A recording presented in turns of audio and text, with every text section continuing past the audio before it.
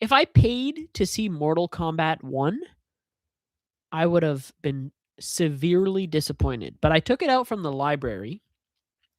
I watched about 50 minutes of it, and I I decided to go to sleep because I was really bored and I didn't like it. And then I tried watching the rest of it because I'm like, I took the DVD out from the library. I'm going to have to return this DVD eventually. I don't want to return something and not finish it, you know? This is why physical media is better than streaming, because you can just stream 90 million things and they don't mean a single thing. So because I made the effort to go to the library and get this physical disc of Mortal Kombat 1, I decided to finish watching it, even though it's like, I'm not an idiot. I know that everyone doesn't like it. But you see, the thing is, with a bad movie, people are so afraid to say that they liked a bad movie. So I wanted to give it a chance. I wanted to be like, is it really as bad as everyone said that it is? Basically, everyone on Letterboxd that I care about, like anyone with an opinion that I care about, they all said that it wasn't good. So maybe I have like a sadomasochistic kind of vibe here.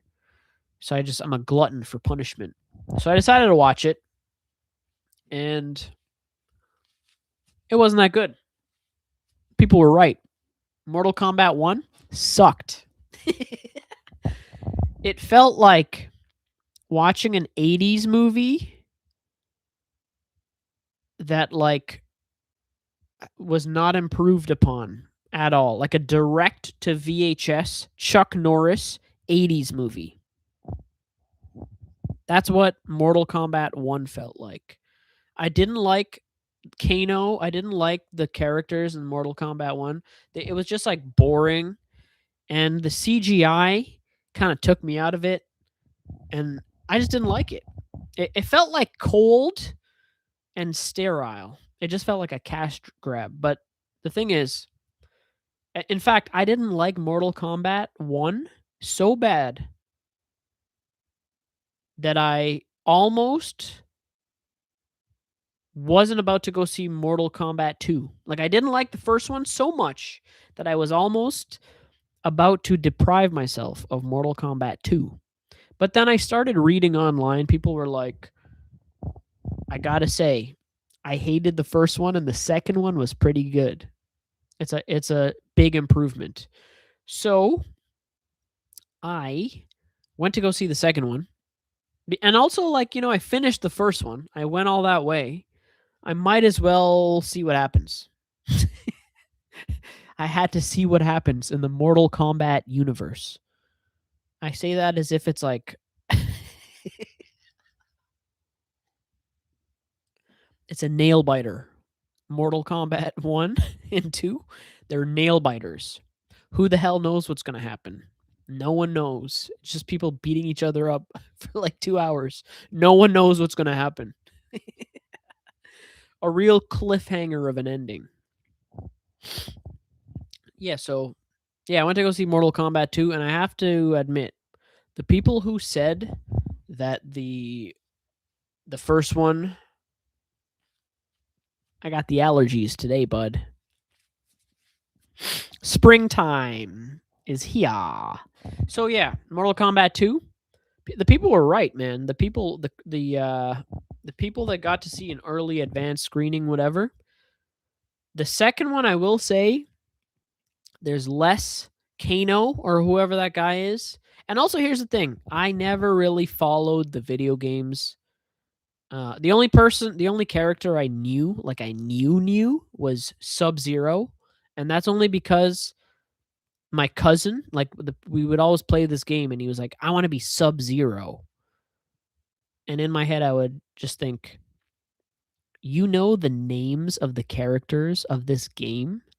You're a loser, bro." But I never said it out loud because I didn't want to get in trouble from my parents or whoever, the family. But in my head, I was thinking, you know the name of Sub-Zero? And not only that, but you are expressing a strong desire to play as that character over anyone else, aren't they all the same? Isn't every video game character the exact same? That's my child thinking, my childlike thinking, right? So the only character I knew was Sub-Zero. So you have to realize I'm going into this franchise with zero, little to no, close to zero excitement and knowledge. The only thing I knew is Sub-Zero, and the music, the techno music, and the cool ass sound effects that Space Ghost Perp sampled the fatality, finish him. Those are iconic, great, just great world building sounds for a video game. I mean, there's a reason why this many years people are going to see the movies and stuff. It's because we all remember from being a kid, those sound effects were so cool, like finish him, fatality. So Mortal Kombat 2, I will get into it.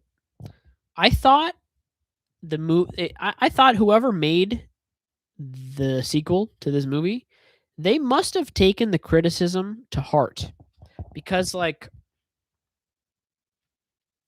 it seemed like there was less bullshit. Like Kano in the first one is very annoying. I know he's supposed to be annoying to the other characters.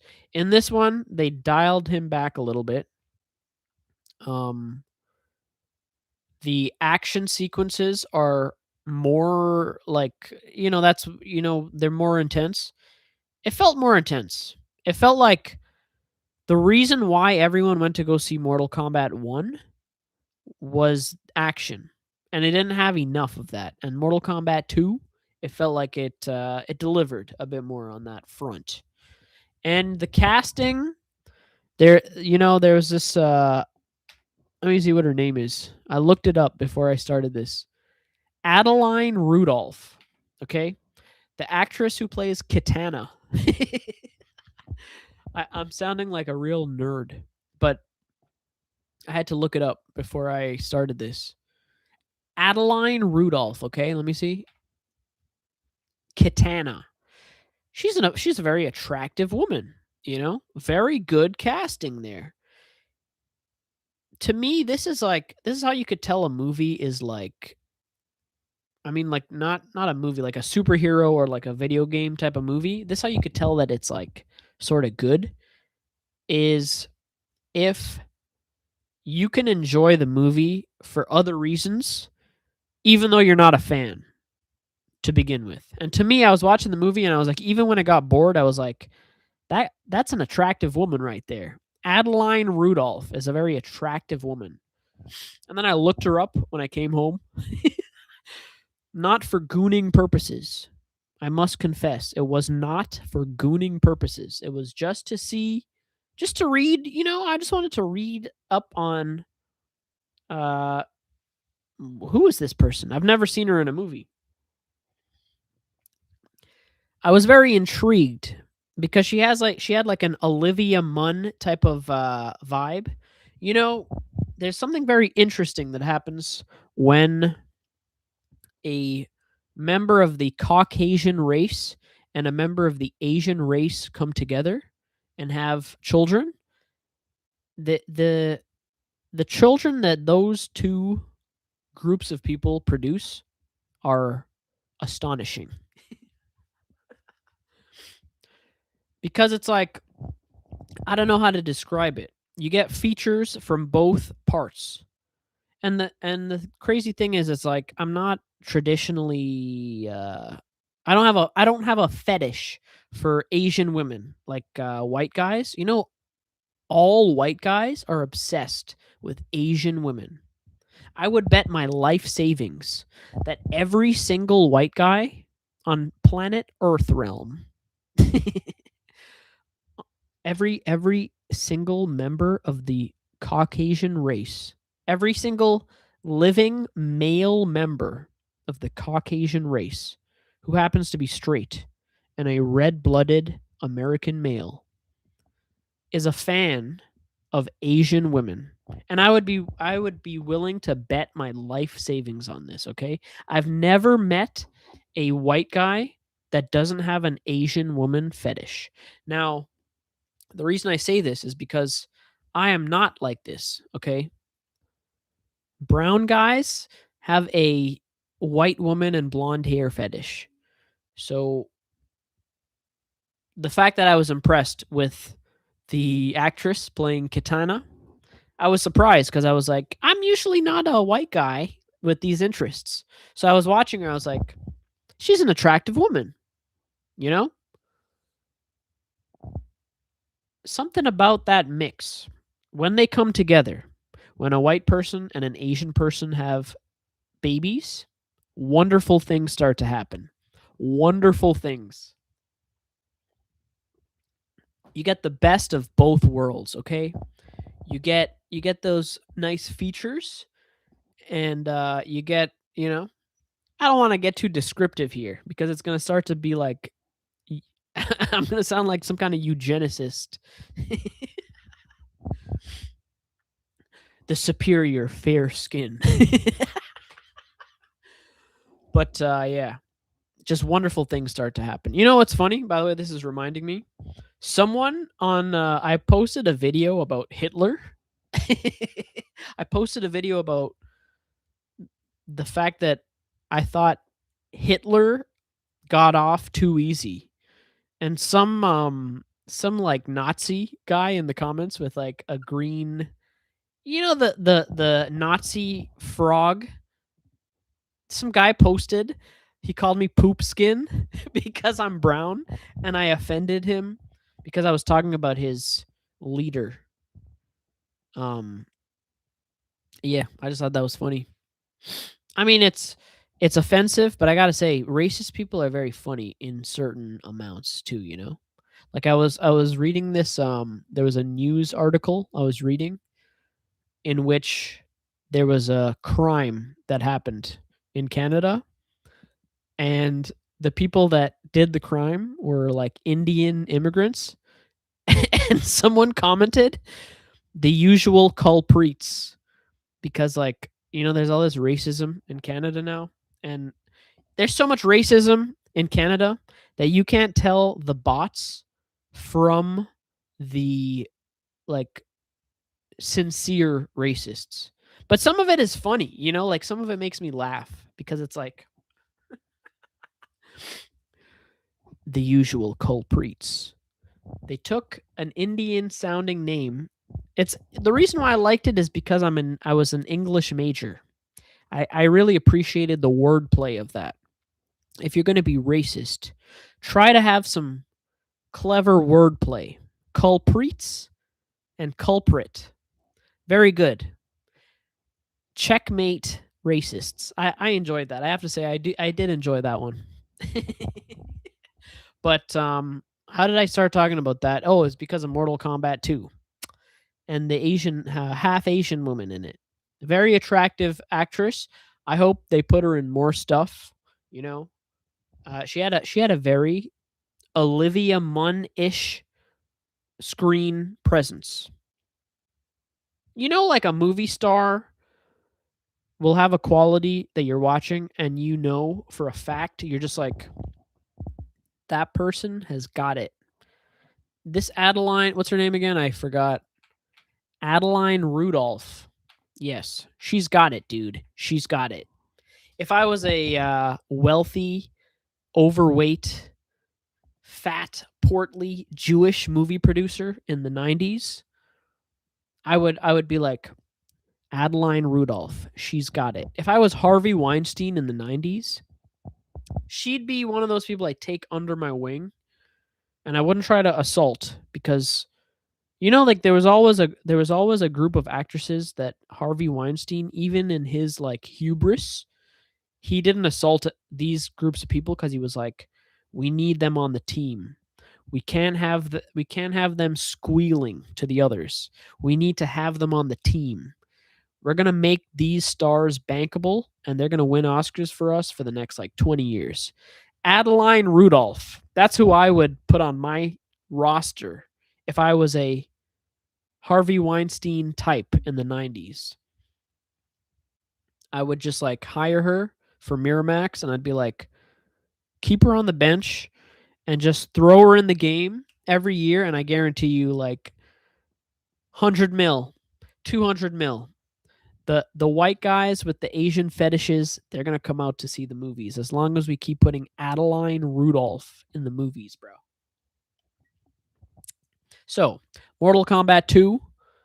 What else is there to say about it? I will say,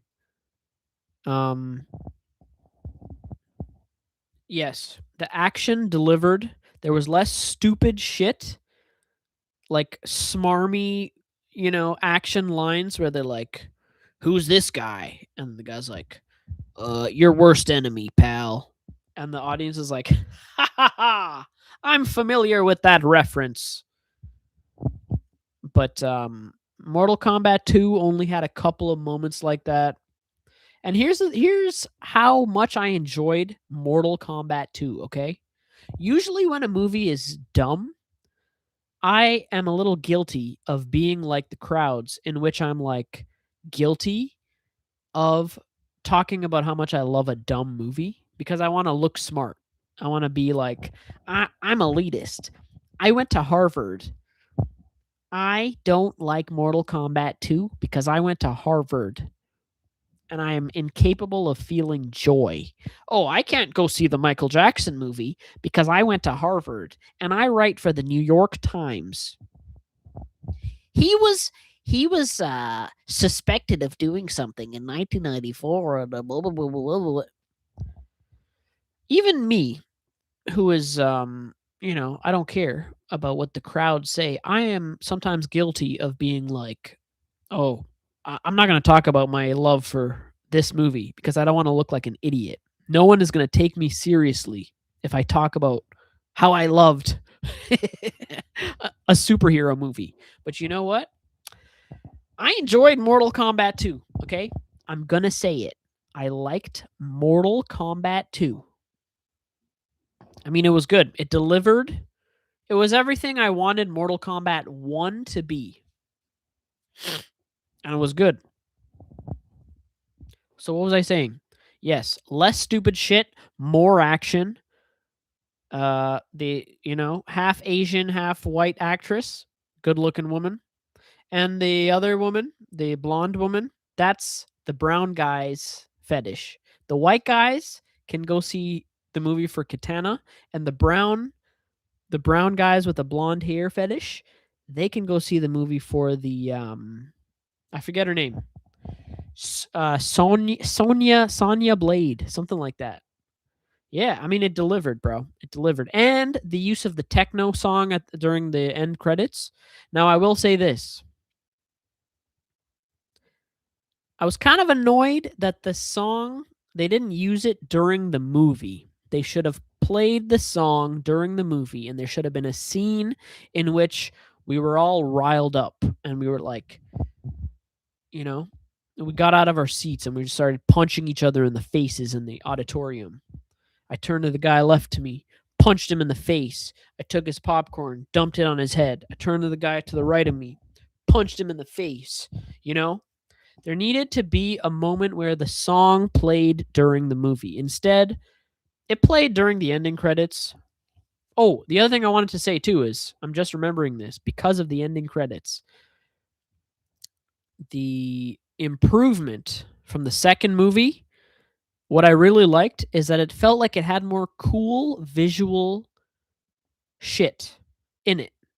And by that I mean like cool colors, good graphics and stuff. We missed that in the first one. It was just bad CGI, but in the second one, I felt like it did more cool visual stuff and I liked it. I like that aspect of it. I will say this too. The funny thing about Mortal Kombat 2 is not the movie, but the screening that I went to was absolutely cursed, okay? So right as let me just tell you my whole what happened, okay? So I went to a theater that I don't normally go to in my life because because of capitalism, I have 9 million different options, okay? I can go see a movie at a theater that is right up the street from me. I can go see a movie a 10-minute drive or a 20-minute drive. And those are just 3 options. I'm not going to get into all the options I have. But so I purposely chose to go see Mortal Kombat 2 at a theater that was a little out of the way for me, okay? And the reason I did this is because this particular location had, or has, I should say, recliner seats. The other options of movie theaters that I could have chosen, they didn't have recliner seats. So I deliberately went out of my way to go to like the third furthest um, movie theater that I could have potentially gone to, okay? Just for those recliner seats. I said to myself, you know what? You got a day to yourself. Why not go and enjoy your life a bit more? Now, huge mistake. What I didn't realize is that this theater had an exit sign that was like right near the screen. So during the dark moments of the movie, all you can see was like a bright green exit sign. And not just that, the screening was cursed because right as the movie started, some guy was on his phone. He was like in the back corner. You know the corner of the movie auditorium where people will choose to sit there so they can goon during the movie? That's the only describable reason why someone would choose to sit that far back at a movie theater is so they can jerk off during the movie and do God knows what. Heaven only knows. I'm not even going to get into it, but that's why people sit at the back. So the movie starts, and this guy's on his phone, and all you can hear is, yeah, yeah, no, yeah, so, yeah, yeah, yeah. No, it doesn't matter. I'm not doing anything important. Yeah, yeah, yeah. I'm in a movie, blah, blah, blah, blah, blah, blah, blah. Yeah, yeah, yeah, yeah. And the row ahead of me is a guy and his kid, and the kid was like giggling and talking while this was happening. So the 3 different things are happening as I'm trying to enjoy this movie. The exit sign is bright as shit. The guy's on his phone, and this guy has brought his child to a Mortal Kombat 2 screening. Okay? Now, even with all of this chaos that was ensuing, I still enjoyed the movie. What ended up happening was the guy in the back row ended up shutting the hell up. But I will say he did take another phone call during the movie because we're living during a time of collapse and the world is falling apart where people think that they can do things like that. The kid sitting in front of me got up twice to take a pee because I think his father is neglectful and got him a large cup of soda pop. So this kid was just, and he was talking and giggling throughout the movie. The character Kano was for this kid's entertainment. So anyway, yeah, even with all this chaos happening, I still enjoyed the movie. It felt like we need more movies where it's like people are getting their asses kicked back to back to back to back. Like even the good guys in this movie got beat up. Everyone gets beat up in this movie. Everyone gets beat up. Like there was a scene in this movie where I was watching and I was like, in my head, I was thinking, by the end of this scene, everyone's just going to be on the floor. And sure enough, I was right. Just everyone, everyone, the good guys and the bad guys in equal measure, they all just got beat up. And yeah, that was great. I had a good time. Mortal Kombat 2. I would recommend it. In fact, I think I'm going to go back. I think I'm going to go back to see Mortal Kombat 2 at a place that is not that cursed. Because, the one thing I will say is the exit sign ruined the movie for me a little bit. Because during the dark scenes, you're watching the movie. It's supposed to have like a certain level of tension, right? It was so bad that I was almost tempted to go to the theater employees that are making 2 potatoes an hour and tell them, uh, is there any way I can complain about my screening of Mortal Kombat 2? I don't like the way you guys keep the exit sign on and blah blah blah.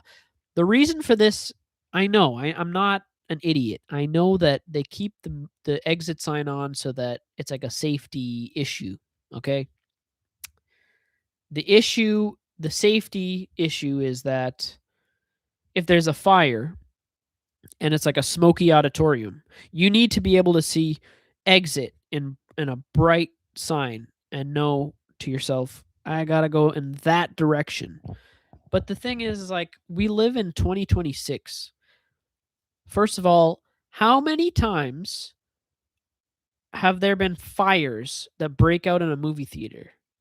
Like, I've never had a fire break out at a movie theater, okay? Even with all the stupidity in the world with people like vaping and whatever, there's no I've never had a movie screening where I need an exit sign illuminating the whole auditorium. That's like they make such a big deal out of people on their phones, right? And then you have the equivalent or worse at the right beside the screen. It's just like completely contradicts the point of your message. Remove the exit sign. And the other thing I will say is it's 2026. Don't you have the technology to be like, just only turn it on when there's like a smoke detector type of situation? Why do you have to have that feature on the whole time? I don't get it. Anyway. That's it for that.